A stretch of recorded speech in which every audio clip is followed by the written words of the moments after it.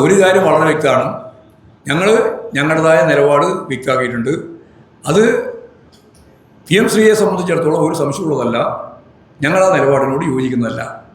എന്നാൽ ഗവൺമെൻറ് സംവിധാനത്തിൻ്റെ ഭാഗമായിട്ട് കാര്യങ്ങൾ കൈകാര്യം ചെയ്യുമ്പോൾ പണവും കിട്ടണം, നിലപാട് നടപ്പിലാക്കുകയും ചെയ്തു പറഞ്ഞാൽ അവരുടെ നിലപാട് നടപ്പിലാക്കാൻ പറ്റുകയും ചെയ്യില്ല എന്ന ഒരു അന്തരാള ഘട്ടമുണ്ടല്ലോ. ആ ഘട്ടത്തെ നമുക്ക് എങ്ങനെയാണ് തരണം ചെയ്യേണ്ടത് എന്നത് CPI ഉൾപ്പെടെയുള്ള എല്ലാവരുമായിട്ടും ചർച്ച ചെയ്ത് ആവശ്യമായ നിലപാട് സ്വീകരിക്കാം എന്നാണ് ഞാൻ പറഞ്ഞത്. അല്ലാതെ അതിലൊരു കടുംപിടുത്തം പിടിച്ച് അങ്ങോട്ടും ഇങ്ങോട്ടും നിൽക്കേണ്ട കാര്യമില്ല.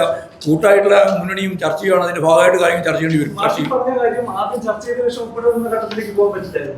അല്ല, അത് ഉൾപ്പെടെയല്ലേ ഞാൻ പറഞ്ഞ ചർച്ച ചെയ്യും.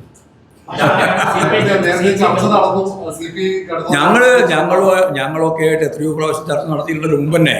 ഇത് മാത്രമല്ല, ഞാൻ നേരത്തെ പറഞ്ഞില്ലേ, ലോകബാങ്കിന്റെ കാര്യത്തിൽ ചർച്ച ചെയ്തിട്ടുണ്ട്, അതുപോലെ തന്നെ ADBന്റെ കാര്യത്തിൽ ചർച്ച ചെയ്തിട്ടുണ്ട്, കേന്ദ്ര നിബന്ധനകളെ സംബന്ധിച്ചിടത്തോളം ചർച്ച ചെയ്തിട്ടുണ്ട്. ഓരോ നേരത്തെ എല്ലാം ഇപ്പൊ തന്നെ ഇതിന്റെ ഭാഗമായിട്ട്